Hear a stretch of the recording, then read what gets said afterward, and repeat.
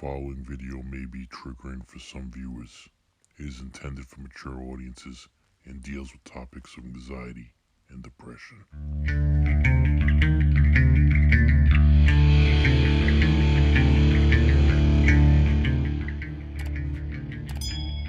Hello, my friends. How you doing today? I got a little bit of a sore throat, but listen.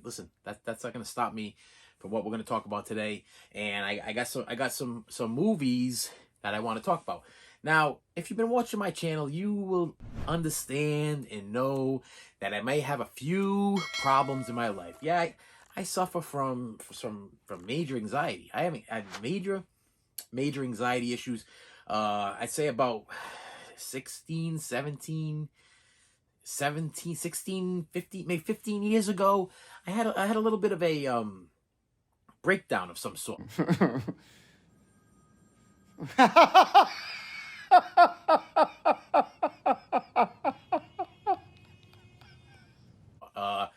I was very depressed. I had major anxiety.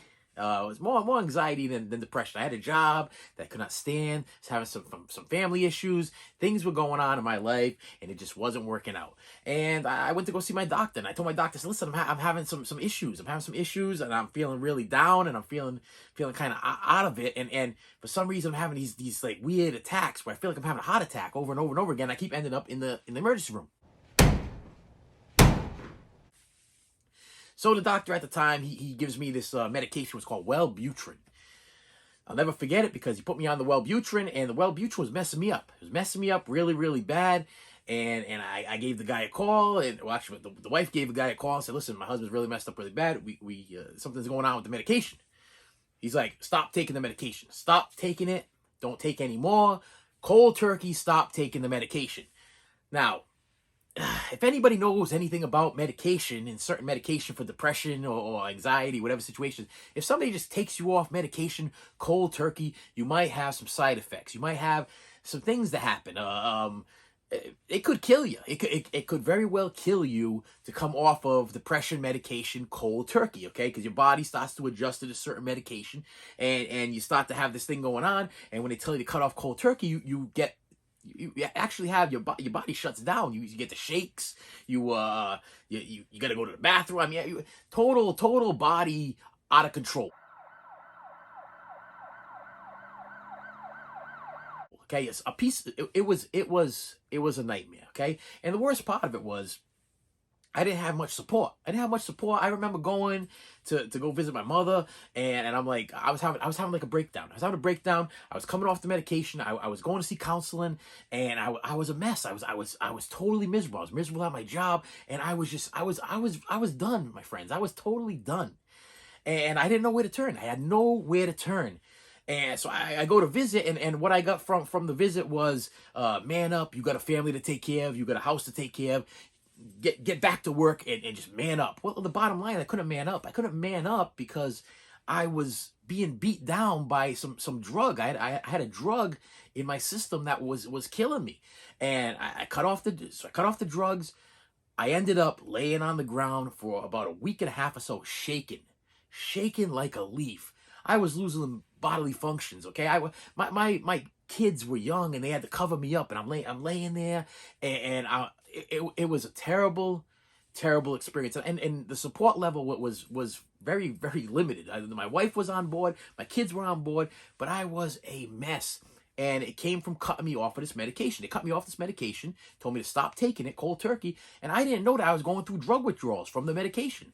And nobody told me anything, and nothing worse to throw somebody into an anxiety mess than a question mark. To me, that's the worst part of life. Question marks and anxiety are an enemy. Okay, they're an enemy. If you are watching this and you have anxiety issues, you know exactly what I'm talking about. But the not knowing in your life is what messes you up. And at this time in my life, I did not know what made me sick. I didn't know that cut myself off this medication what was pretty much killing me. I was upset because I go to visit my mother, and I'm trying to get some support, and the support I was getting was get back to work and take care of your family. Well, listen, human beings are human beings, and we go through things. You go through things. I go through things. Now, I'm letting you into my personal life because I care. Because I care, and I worry about people out there, okay? And I don't want anybody to go through the stuff that I go through and I go through every day of my life ever since this happened. Because ever since then, the not knowing what is going on throws me into an anxiety whirlwind, okay? It messes me up, and every day I wake up in the morning and I throw up, and every day I wake up in the morning and I take medication, and I've done years of counseling and seen talk to different people, and I've tried different kinds of medications, and finally I think they got me somewhere on some kind of level. Because I personally, I think I have a little bit of bipolar disorder. I think it's hereditary. I know I got family members that have it. I'm pretty sure that people higher up in my family, they had it, and I carry it too. It's in the genes. It's one of those things. But on top of that, having this anxiety thing go on and have people not believe how real anxiety is. Crippling anxiety. I mean, that's where I was at right now. I mean, I was working. I had to call my work up. I'm like, I'm not coming in. Of course, they weren't understanding. They weren't forgiving. They were like, you need to come to work. You need to come to. Listen, I can't come to work because I'm messing myself. I'm shaking like a leaf. I'm throwing up. I can barely move. I'm not even a human being anymore. I'm like a shell of a human being.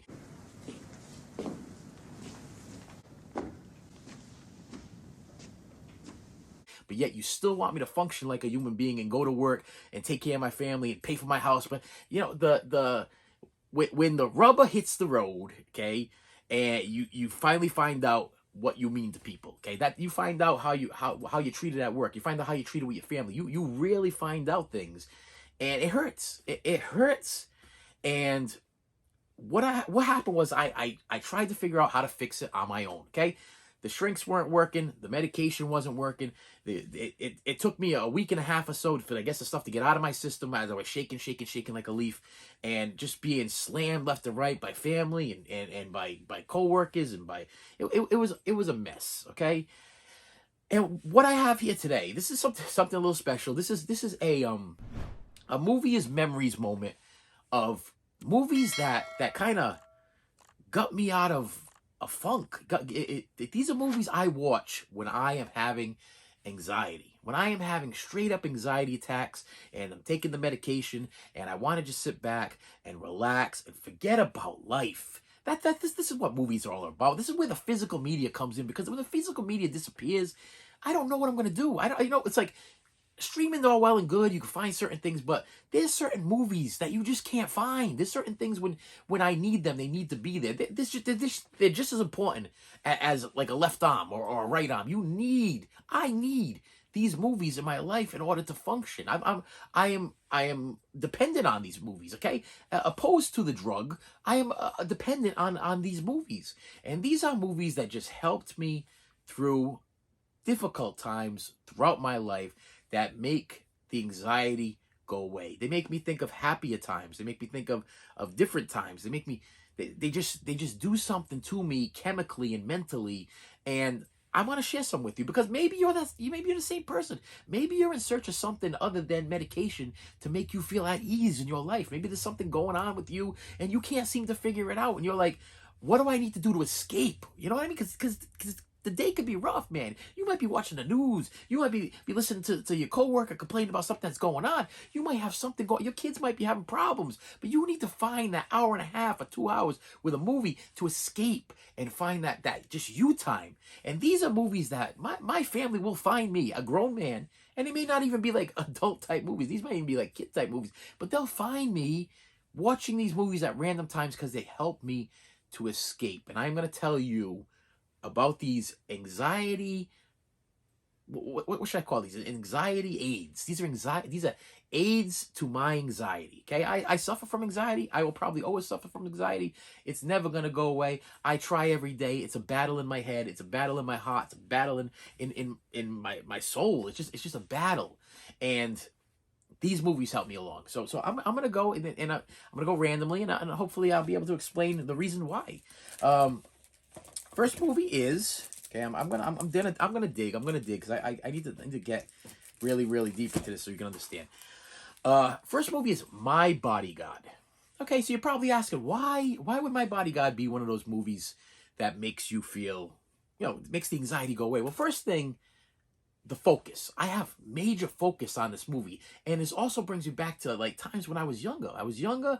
And like my mother and father weren't around. They were out and they left me alone, and I didn't have nobody bothering me, and there was nothing going on. But not just that, it's the soundtrack to this movie. The sound of what year did this come out? The sound of the early 80s, okay? The sound of late 70s, early 80s, the music, the vision of the way the city was, how New York City was. And, oh, I think it's New York or Chicago, wherever this was filmed or whatever. But just the way that people dressed and the way that people talked and the way that they acted. It just brought me so much back to like kindergarten days and first grade and second grade and days of easier times.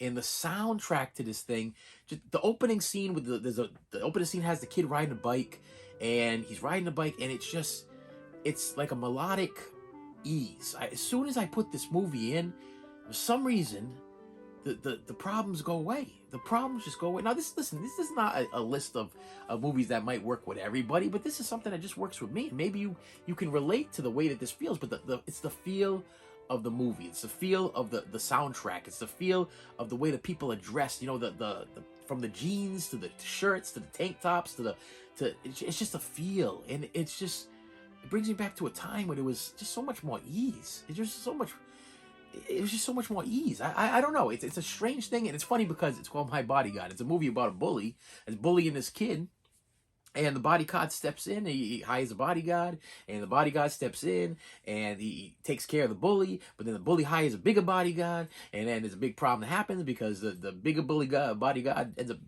fighting the other bodyguard, and the other bodyguard's gonna build up some kind of courage. So it's one of these like Rocky type feeling movies at the end. When at the end you're kind of like, yeah, I feel good about myself, and it's an hour and 102 minutes of forgetfulness, of just taking a breath, putting on a show, and just enjoying something that I don't know, it takes me to a different place, and that's what movies should do for you. They should take it. So My Bodyguard's one of my movies that stops my anxiety.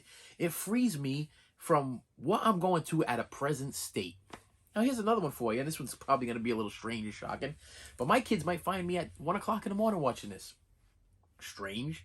And the other strange thing is this is actually a remake or a redo or whatever, and the original one is the one that actually brought me joy as a kid. But for some reason, this one, I don't know if it's the colors, it's the songs, it's the feel, and it's not even. Listen, this movie got knocked and knocked and knocked, but I'm telling you right now, ever since it came out, it's been my go-to movie on a Friday, Saturday, Sunday, whenever I'm feeling down. When I'm feeling down and lonely and messed up and I don't know where to go next, I throw in Charlie and the Chocolate Factory. Yeah, the Tim Burton Charlie and the Chocolate Factory with Johnny Depp. And you're probably asking why. Okay, so listen, I'm a big Gene Wilder, Willy Wonka fan, and when this movie came out, I was deterred. I was like, I know what? I'm not gonna go watch this movie. I don't want nothing to do with it because this is not Gene Wilder, and this is not with Willy Wonka. He is not.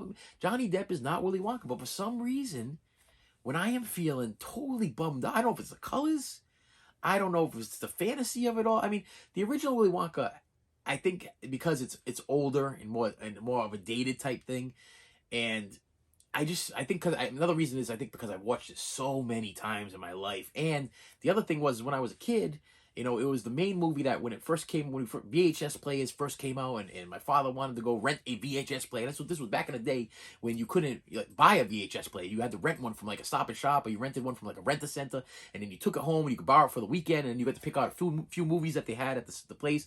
And Willy Wonka and the Chocolate Factory was one of the movies. So I think sometimes Willy Wonka and the Chocolate Factory brings me back to time with my father, some time, not happy times, not feel good times at home with the fighting and the yelling and screaming.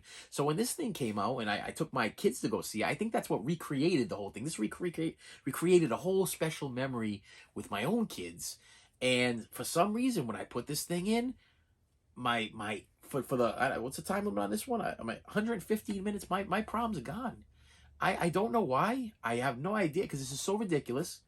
But the music and the vision and the pictures and the storytelling, I don't know, the characters, even Johnny Depp as for some reason it brings my heart and mind at ease. It makes me feel good, and it stops me from having anxiety. And let me tell you something, my friend. I understand that this might be a little bit of a strange video, but I wanted to share this with you because maybe you're suffering, maybe you're struggling with things, and you don't know what to do.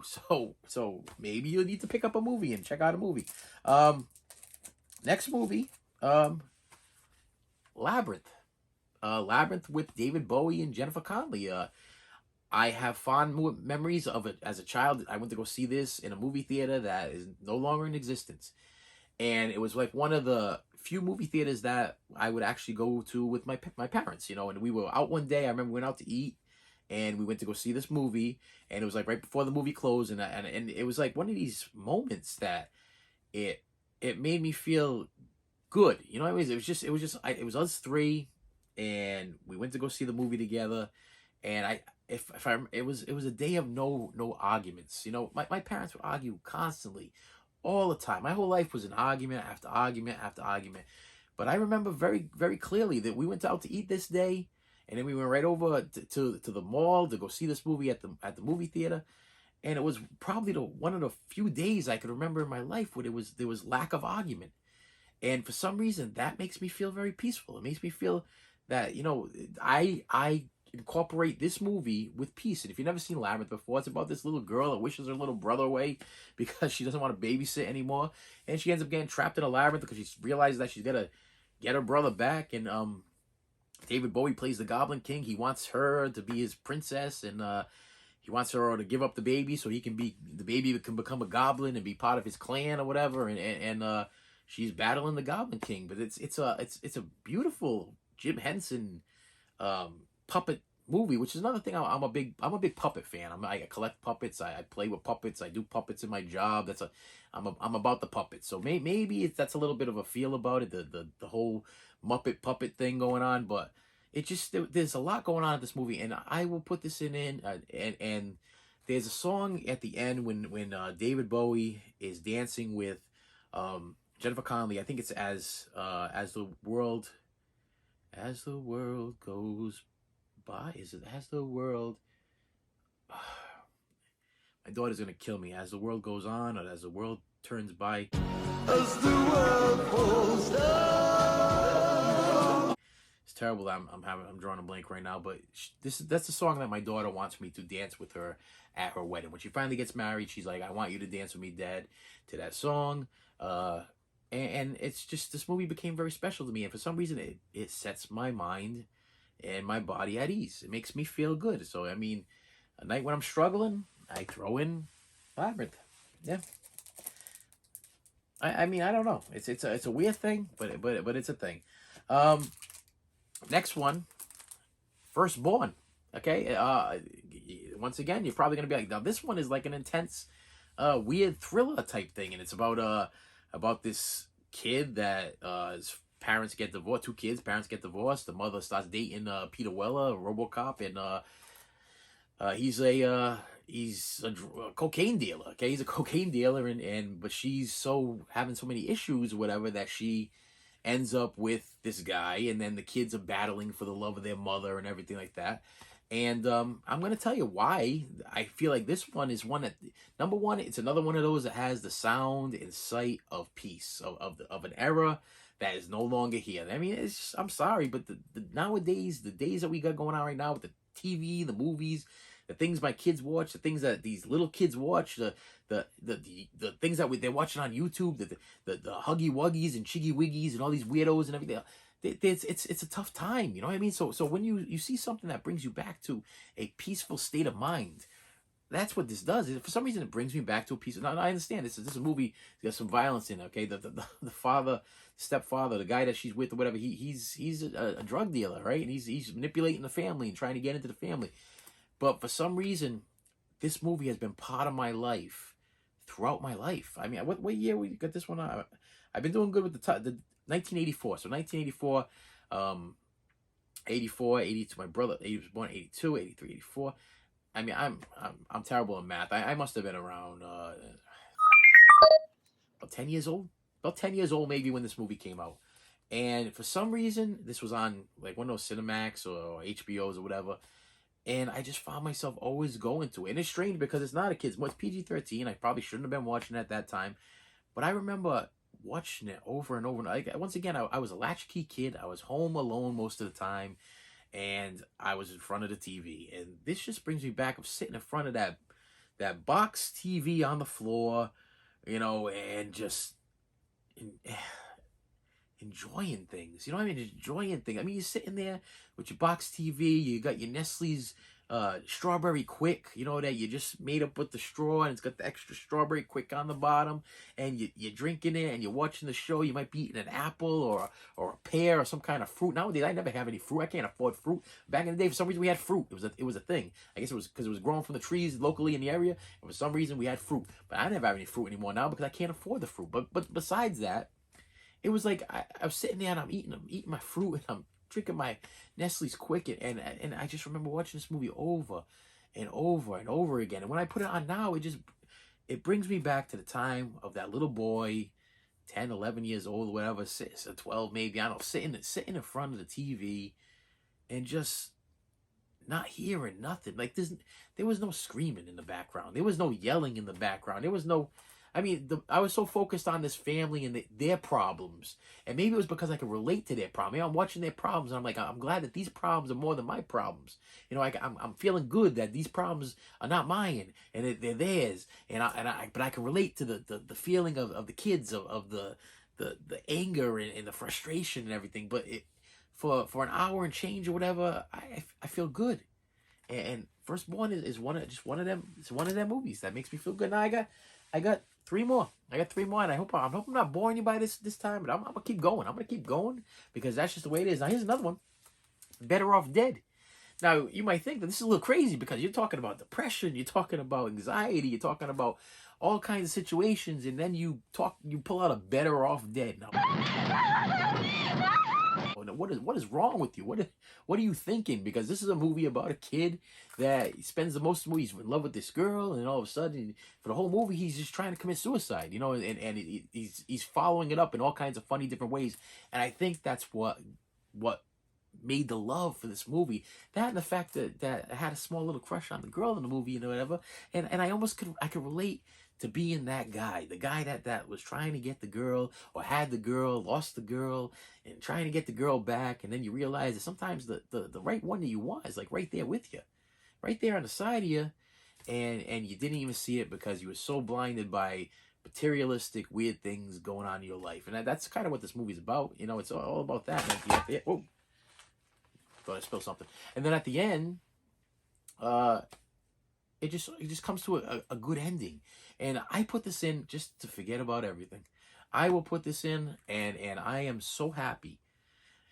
I've had occasions where like my wife will come walking by the door, or my kids will come walking by the door, and I'm just smiling. And they're like, what are you smiling about? I'm watching Better Off Dead. And like, what are you smiling for? I'm like, you don't understand. I mean, there's a scene in this thing, and I'm gonna see if maybe I can snip it in there and put it in there. I don't know, some copyright thing, whatever. But the guy in it, he's running with a balloon, and he lets the balloon go by mistake, and he jumps up to go grab the balloon.